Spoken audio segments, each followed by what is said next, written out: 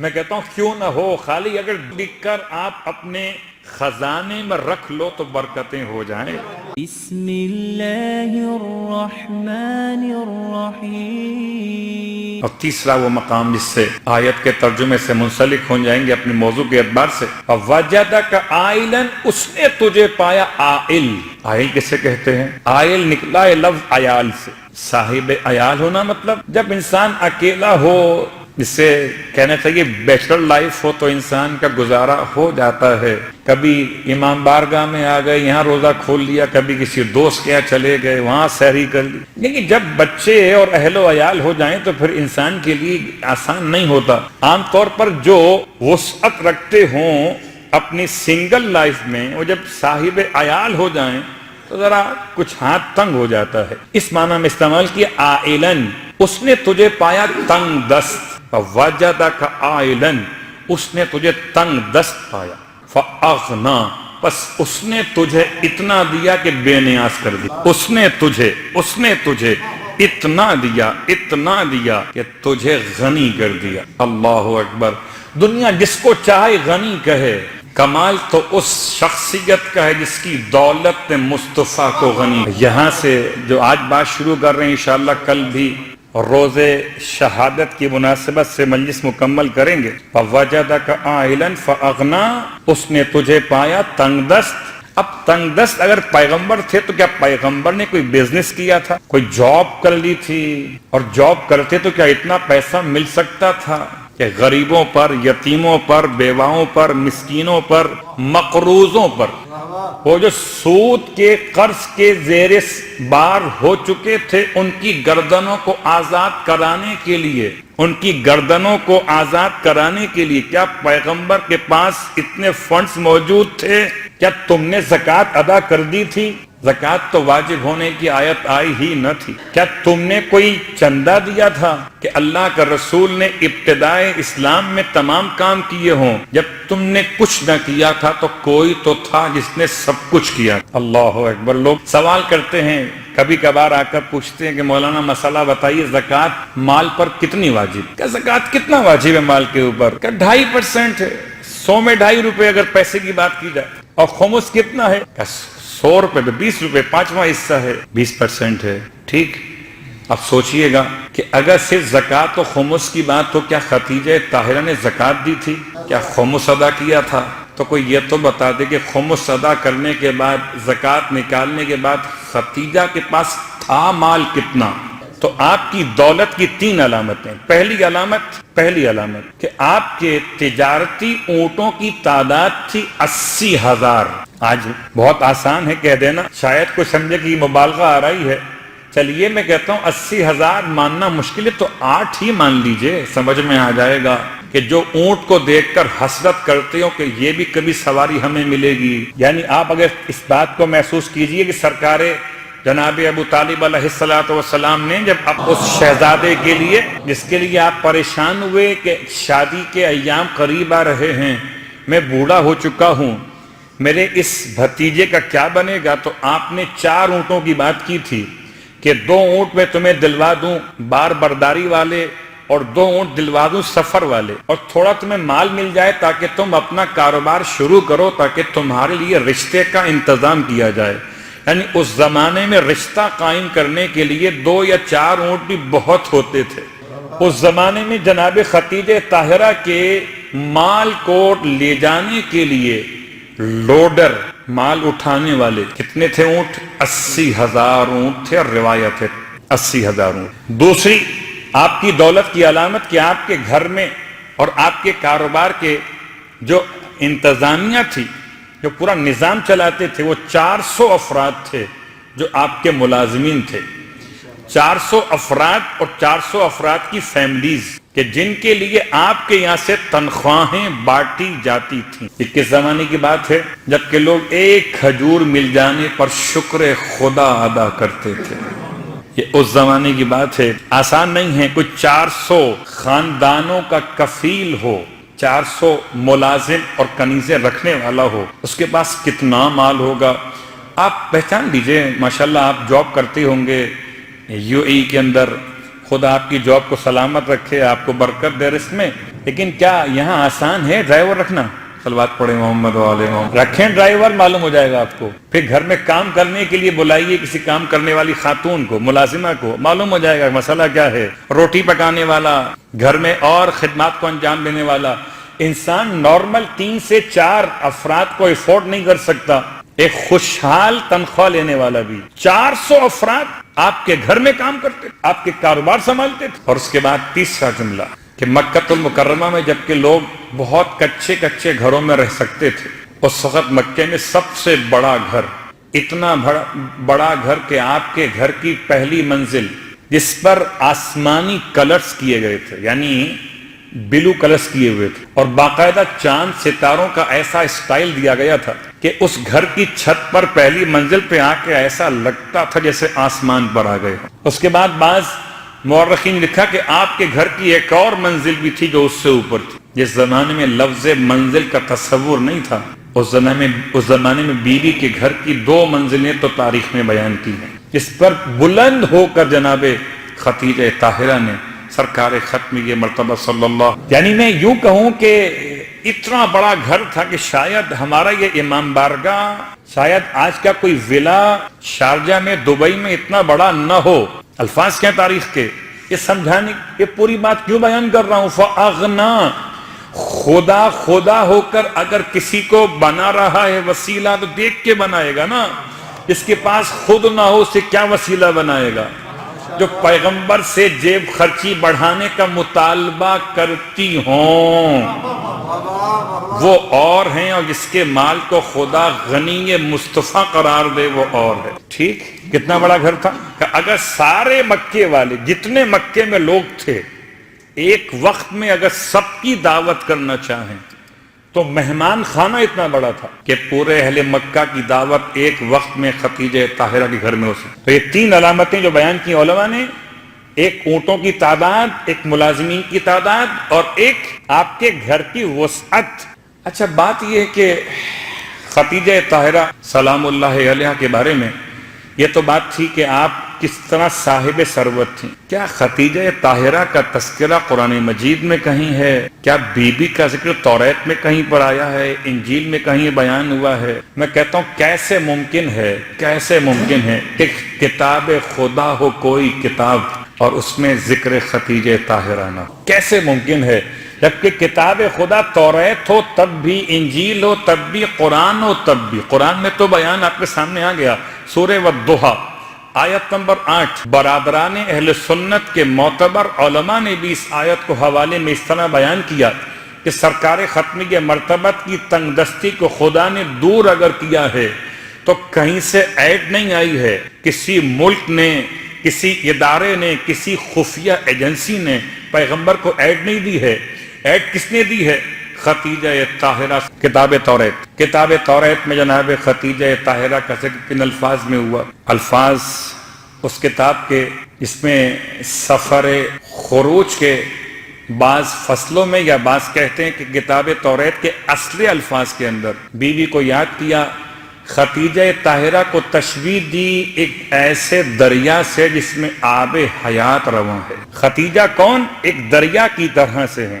بہت غور کیجئے گا، ایک دریا کی طرح سے ہیں. اور دریا وہ عام دریا نہیں ہے جس میں پانی بہتا ہو، بلکہ آب حیات جس میں بہتا ہے، اس دریا کو خدیجہ کہا کتاب توریت. اس دریا کے دونوں طرف درخت لگے ہوئے ہیں، اور ایسے درخت ہیں کہ جن کے پھلوں کی تعداد ہر درخت کی 12 ہے، اور جن درختوں کے پتے امت مصطفیٰ کے لیے شفا قرار دیے گئے ہیں. کتاب توریت، خدیجہ طاہرہ کا تذکرہ. کتاب انجیل، جناب خدیجہ طاہرہ کو اس انداز سے یاد کیا گیا. جناب عیسیٰ علیہ السلام سے خدا نے ارشاد فرمایا کہ عیسیٰ تمہاری ماں کے ساتھ خدا اس کو رکھے گا، نسلہ مبارکتن من امرأتن، اس پیغمبر کی نسل مبارک ہوگی ایک خاتون سے، ایسی خاتون وہی ذرۃ امک فی الجنہ، جو تمہاری ماں کے ساتھ رہے گی جنت میں رفیقہ اور مصاحبہ بن کر.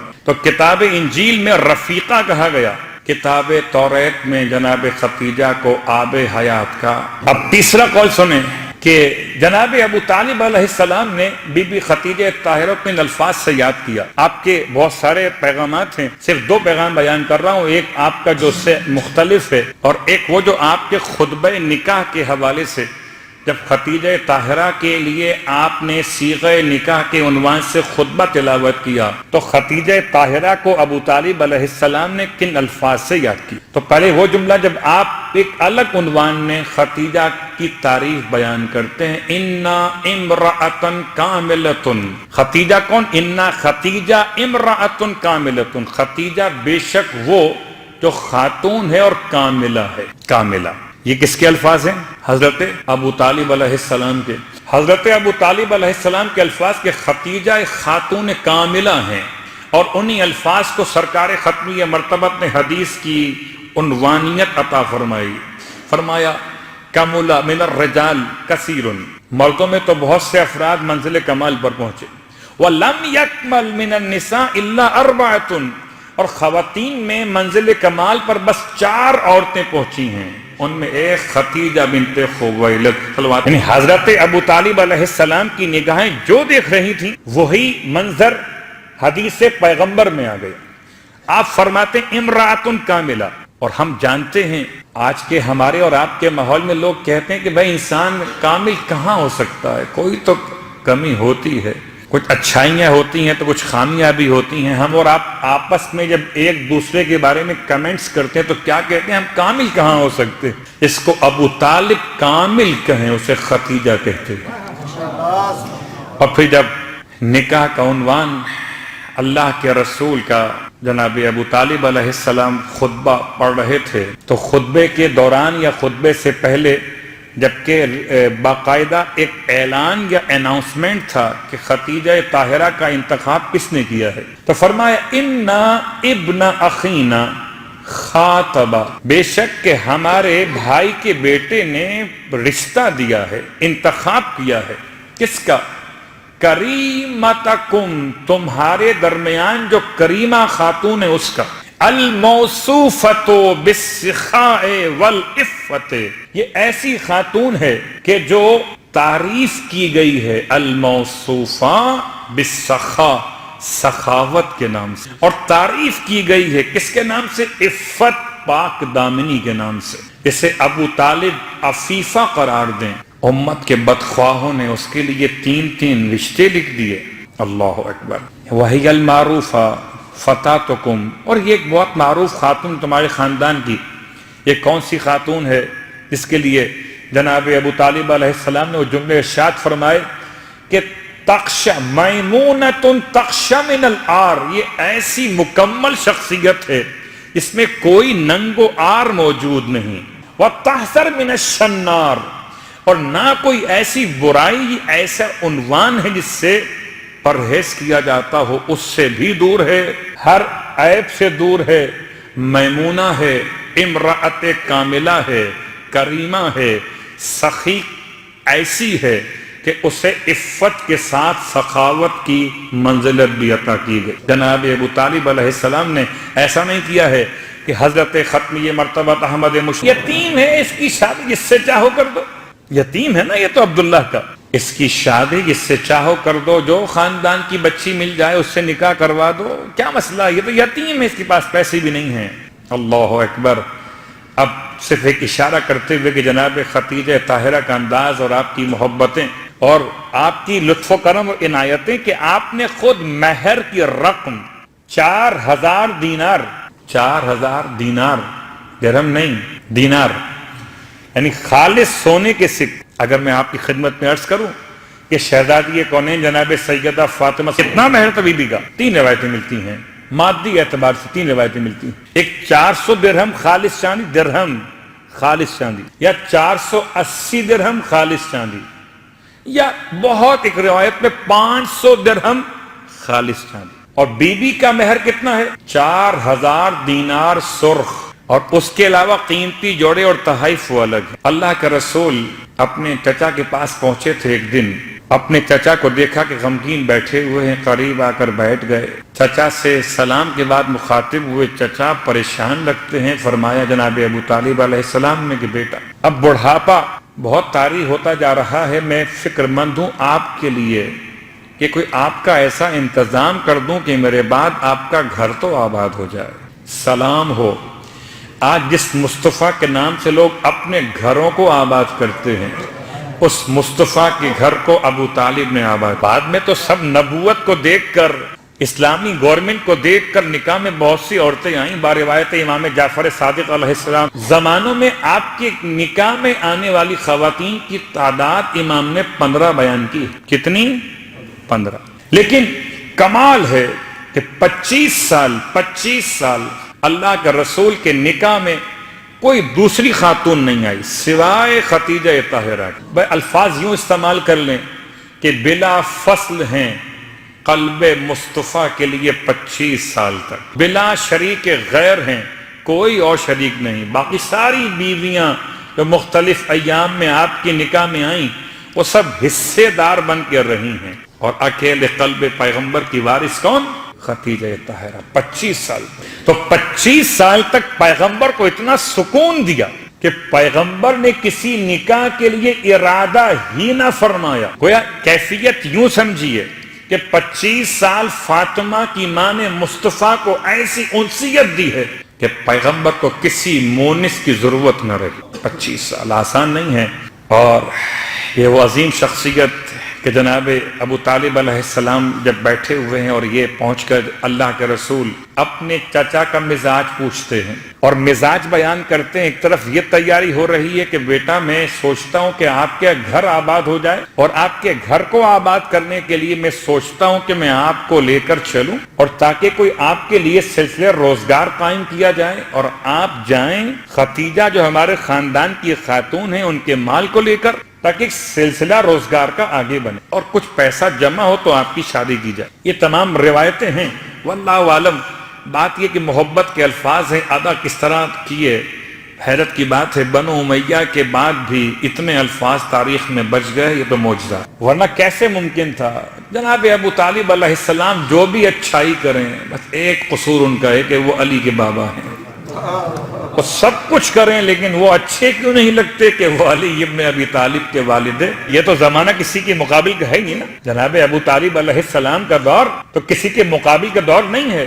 اب ایک سلسلہ بنا، اور کچھ باتیں انشاءاللہ کل بیان ہوں گی، ساری صرف 2-3 باتیں مکمل کرتے ہوئے کہ آپ کیا سمجھ سکتے ہیں کہ جب جناب خدیجہ طاہرہ نے انتخاب کیا، اس انتخاب میں عیسائی عالم، یہودی عالم اور حضرت خدیجہ کے اپنے خواب، یہ 3 عناصر بیان کیے گئے، جن کی بنیاد پر بی بی خدیجہ طاہرہ نے خود سے درخواست کی رشتہ قائم کرنے کی۔ 3 باتیں۔ پہلی بات، یہودی عالم۔ یہودی عالم کون؟ اس کا نام تاریخ میں نہیں ملتا، البتہ یہ واقعات وہاں کے ملتے ہیں کہ نستور ایک عالم ہے اور ایک عالم بحیرہ ہے، عیسائی عالم بحیرہ اور یہودی عالم نستور ہے، اور یہ سفر شام کے واقعات میں اتنے معجزات کہ 2 غلام آپ نے روانہ کیے تھے، ایک مسیرہ اور ایک ناصح، 2 غلام روانہ کیے تھے ساتھ میں اللہ کے رسول کے، اور اللہ کے رسول کو آزمانے کے لیے پہلا کام یہ کیا گیا تھا کہ فرمایا کہ جاؤ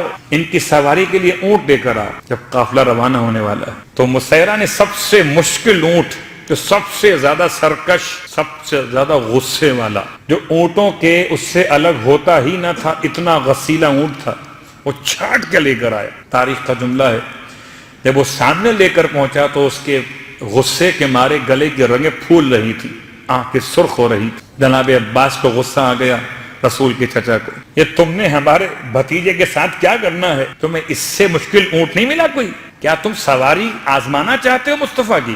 اللہ کے رسول نے اپنے چچا کو اشارہ کیا، آپ مطمئن رہیے، کچھ بھی نہیں ہوگا۔ اور جیسے ہی اونٹ نے آپ کی نرم آواز کو سنا، ایسا نرم ہو گیا جیسے کبھی سخت ہوا ہی نہ تھا۔ بیوی دیکھ رہی ہیں اپنے اوپر کی منزل سے حجاب کے اندر رہتے ہوئے تمام منظر کو، اور ایسے میں وہ اونٹ پیغمبر کے پاس آ کر بیٹھ گیا اور اپنے منہ کو پیغمبر کے قدموں سے ملنا شروع کیا۔ کیا سمجھے گا کہ اس پورے سفر میں کتنی کرامتیں تھیں جس کی بنیاد پر یہ رشتہ قائم ہوا، جس کی بنیاد پر آج اسلام کی دولت مجھے اور آپ کو نصیب ہوئی۔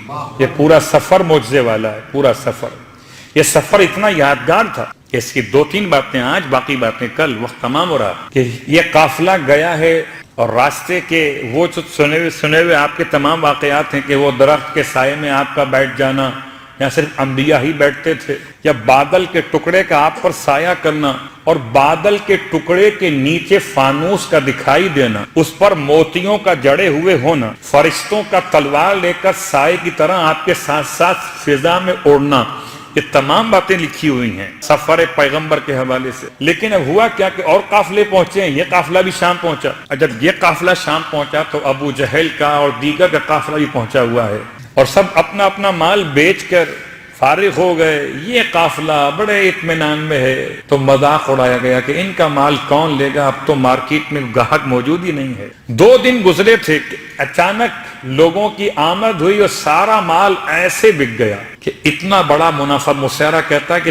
40 سال میں کبھی اتنا منافع نہیں ہوا جتنا ختمیہ مرتبت کی برکت سے، یعنی 40 سال کا منافع ایک طرف اور ایک سفر تجارت کا منافع ختمیہ مرتبت کی برکت سے ایک طرف۔ میں کہتا ہوں کیوں نہ ہو، خالی اگر درود لکھ کر آپ اپنے خزانے میں رکھ لو تو برکتیں ہو جائیں۔ اب میں نے تو دیکھا ہے، اس کو دیکھا ہے سپر مارکیٹ میں پاکستان کراچی کی بات کر رہا ہوں، وہاں نام لینا ضروری نہیں ہے، میں پہنچا تھا اور جاتا ہوں لینے کے لیے، تو اس نے جب وہ اپنے کاؤنٹر کو کھولا اور کیش نکالنے کے لیے مجھے واپس دینے کی، میں نے غور کیا تو اس کے بالکل بیک سائڈ پر درود لکھا ہوا تھا، اس ڈراس کے اندر اس میں وہ رقم رکھ رہا تھا۔ وہ شیعہ نہیں ہے صلوات۔ مجھے اب سمجھ میں آیا کہ درود سب کے نزدیک جو سمجھدار ہیں اگر مال دنیا کو بڑھانا چاہتے ہو، ارے صفا پہاڑی پر بیٹھ کے اگر مال بڑھ سکتا ہے تو کیا آل محمد درود پڑھ کے مال نہیں بڑھ سکتا؟ 40 سال میں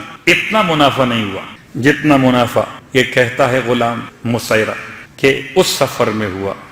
اور صرف ایک اور معجزہ بیان کر کے سفر کا کہ یہ قریب آیا اللہ کے رسول، یہ کہتا ہے کہ اس سال اتنا منافع ہوا ہے، اتنا منافع ہوا ہے، اتنا منافع ہوا ہے، اور عجیب بات یہ کہ کوئی اونٹ مرا نہیں ہے، ورنہ ٹریولنگ میں اونٹ اکثر 1 آدھ 2 اونٹ 3 اونٹ 4 اونٹ مر جاتے تھے، یا بعض اونٹوں کو جسمانی بیماریاں ہو جاتی تھی۔ جیسے قافلہ سلامتی کے ساتھ گیا تھا ویسے سلامتی کے ساتھ واپس آ گیا۔ اب یہ پہنچے کہاں پر ہے؟ جوفا۔ جو لوگ گئے ہیں حج کے لیے، عمرے کے لیے، انہیں میقات جوفا معلوم ہو گئی، وہی مقام ہے جہاں سے بہت قریب ہے مقام غدیر خم کا علاقہ۔ جوفا پہنچ کے غلام کہتا ہے اللہ کے رسول کی بارگاہ میں کہ اب میں چاہتا ہوں کہ آپ پہلے مکے چلے جائیں اور جا کر بی بی کو اس پورے قافلے کی کامیابی کی خبر آپ خود پہنچائیں۔ اللہ کا رسول جوفا سے گئے مکہ۔ جوفا کہاں ہے؟ تقریباً اگر آج آپ بائی بس جوفا سے مکے آئیے تو کم از کم 2.5 گھنٹے بس چلتی ہے، تب جا کر جوفا سے مکہ پہنچتی ہے آج کے دور کی بس۔ موجودہ راستے کے بننے کے بعد اللہ کے رسول جوفا سے مکہ پہنچے، اور اب جناب خدیجہ طاہرہ نے ملاحظہ کیا اوپر سے کہ یہ آ تو رہے ہیں کہ سر پہ بادل سایہ کیے ہوئے، فرشتہ ساتھ ساتھ چل رہا ہے، آپ پہچان نہیں پائیں، دعا مانگی کاش آنے والا جو بھی ہے میرے گھر کے پاس آ جائے۔ جب گھر کے پاس پہنچ کے رکے اور سواری سے اترے تو پہچانا کہ یہ تو وہی ہیں جو اللہ کا رسول بنائے جانے کی خبر دی جا رہی ہے۔ جناب خدیجہ نے اللہ کے رسول سے فرمایا کہ آپ قافلے کے بغیر کیوں آ گئے؟ آپ قافلے کے ساتھ آئیے گا تاکہ ہم پورے مکے میں آپ کا استقبال ایسا کریں کہ کنیزوں کو تیار کر کے نچھاور کے لیے پیسے جمع کیے جائیں، وہ آپ کے قافلے پر نچھاور کریں، اور تمام غلاموں سے کہا جائے کہ آپ کے راستے میں قربانیاں پیش کریں اور گوشت تقسیم کیا جائے، کھانے کا انتظام ہو۔ یعنی ایسا قافلہ کامیاب تجارتی تھا کہ اس سے نہ کبھی پہلے نہ کبھی اس کے بعد کوئی ایسا قافلہ مکے میں داخل ہی نہیں ہوا تھا۔ کیا واپس چلے جائیے؟ فرمایا میں ابھی تو قافلے سے جدا ہو کے آیا ہوں، مجھے انہوں نے بھیجا تھا۔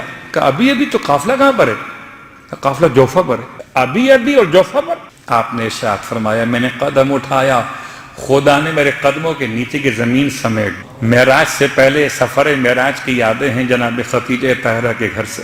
واپس جائیں، واپس بھیجا کیوں ہے؟ بہانہ تھا، یہ تو دیکھنا چاہتی تھی کہ یہ بادل کا ٹکڑا ساتھ میں ان کے ہی ہے کسی اور کے ہے۔